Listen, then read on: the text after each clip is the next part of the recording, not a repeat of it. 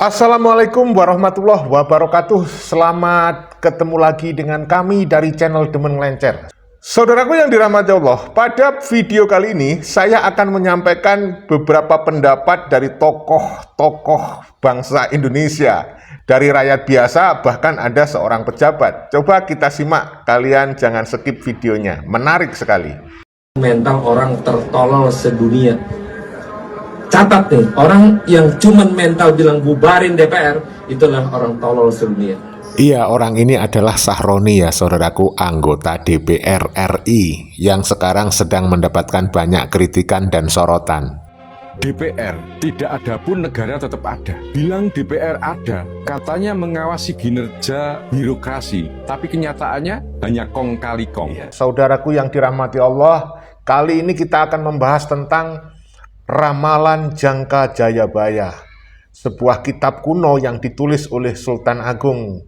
Nah, ini banyak dipercayai orang bahwa apa yang ada di dalam Ramalan Jangka Jayabaya itu adalah benar dan banyak sekali yang sudah terbukti. Kalau tidak boleh mengatakan bahwa semuanya terbukti, tentu saja tinggal tunggu waktu. Adapun Mas Gibran yang diramalkan oleh beberapa pakar bahwasanya beliau adalah Satrio Piningit yang akan menggantikan posisi Pak Prabowo. Kalian tahu bahwa salah satu tokoh nasional kita, yaitu Bung Karno, adalah orang yang percaya dengan Ramalan Jangka Jayabaya. Dulu ketika Jepang datang ke Nusantara, Soekarno mempercayai bahwa Jepang inilah yang memiliki ciri-ciri yang diceritakan di dalam Jangka Jayabaya, bahwa Indonesia akan merdeka setelah dijajah orang kelompok yang seperti berciri-ciri seperti orang Jepang ini. Berbadan relatif pendek ya, dengan kulit kuning dan seterusnya itu.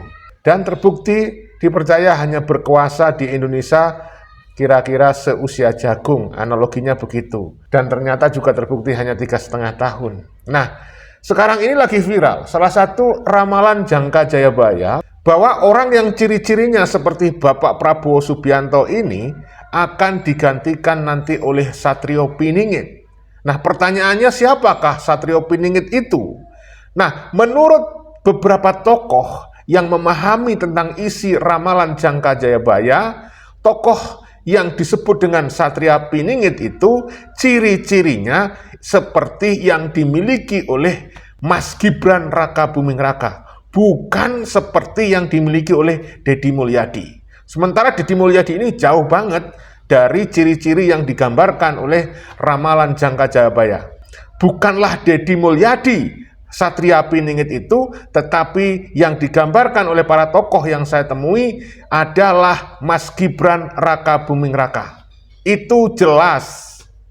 Adapun Mas Gibran yang diramalkan oleh beberapa pakar bahwasanya beliau adalah Satrio Piningit yang akan menggantikan posisi Pak Prabowo. Lalu tentang Mas Gibran, ini memang banyak dari musuh-musuh Pak Prabowo yang dengan baik terang-terangan maupun tidak menyodor-nyodorkan. Jadi sepertinya kayak peristiwa-peristiwa yang kita lihat di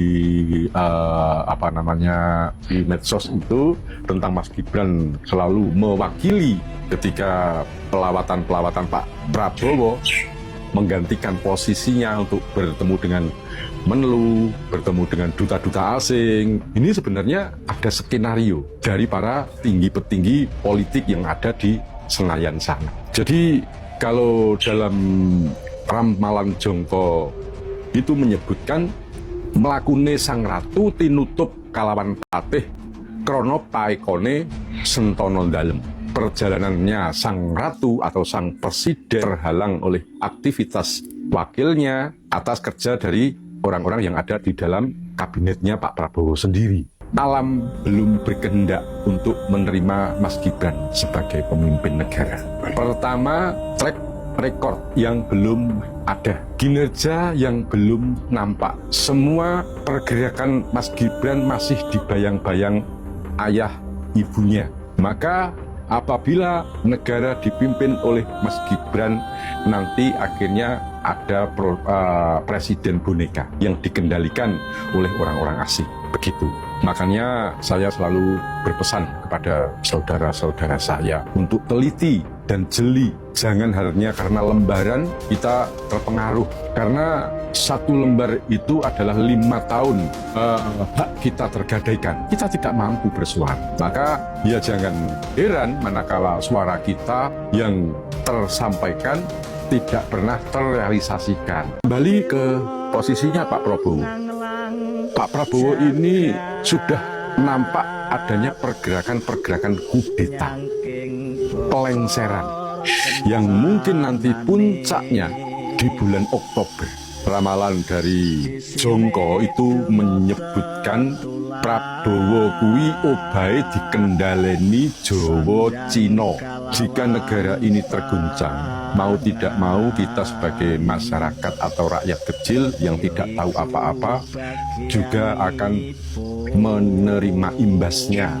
Ada sabotase di istana, lengserkan Prabowo. Mantan Panglima TNI Gatot Nurmantio mengingatkan Presiden Prabowo bahwa ada upaya sabotase dari lingkungan istana yang mengarah ke pemakzulan. Beberapa kasus memperlihatkan indikasi kuat, dimulai dari Menteri KKP yang melakukan perlawanan terhadap perintah Prabowo dengan melarang pembongkaran pagar laut di Tangerang. Lalu kenaikan PPN 12% oleh Menko yang akhirnya dibatalkan Prabowo sebelum kemarahan rakyat meluas. Ada juga kebijakan distribusi gas melon yang membuat antrean menumpuk di banyak tempat. Bahkan ada yang meninggal dunia karena Menteri ESDM hanya membolehkan dijual oleh agen. Lalu tampang Raja Ampat yang membuat Prabowo disorot dunia internasional karena merupakan geopark warisan dunia. Jenderal Purnawirawan Gatot mengatakan, semua ini bentuk sabotase terstruktur dan sistematis. Nah, begini, ini mulai ada yang bilang bahwa demo rakyat yang sekarang ini itu adalah karena campur tangan asing, bukan karena pemerintah yang kerjanya nggak benar.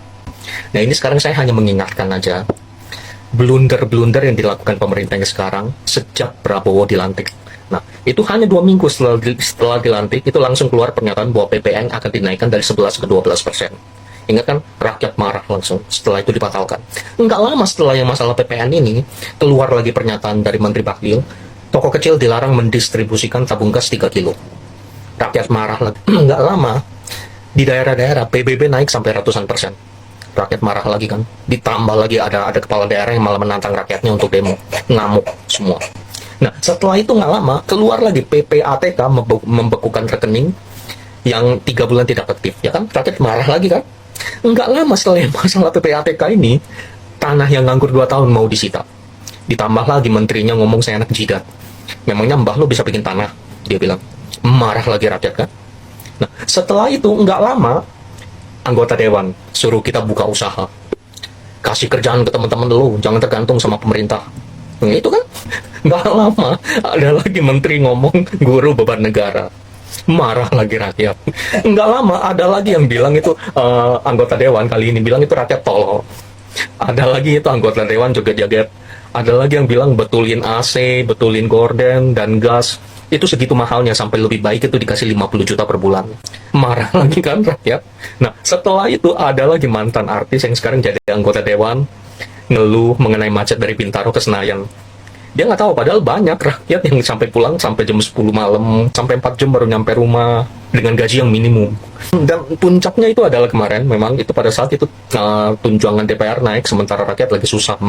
Tapi ya saya ingin menekankan, dengan begitu banyaknya blunder yang dilakukan oleh pemerintah, memangnya perlu campur tangan asing untuk bikin rakyat marah. Ada ramalan juga bahwa di tahun 2025 ini, dengan hadirnya Satria Piningit, maka Bapak Prabowo Subianto diramalkan akan lengser. Dengan adanya berbagai demo yang muncul di masyarakat, apakah ini tanda-tanda bahwa adanya kudeta terhadap pemerintahan Prabowo Subianto? Wallahu a'lam bishawab, kita sebagai orang kecil tinggal mengamati dan menunggu saja apa yang akan terjadi. Sebagian masyarakat demonstrasi, mereka menuntut agar DPR dibubarkan. Lalu ada anggota DPR yang mencak-mencak, bahkan dia ngamuk ketika ada yang mengatakan bahwa DPR dibubarkan saja. Pertanyaan kita, apakah DPR tidak bisa dibubarkan?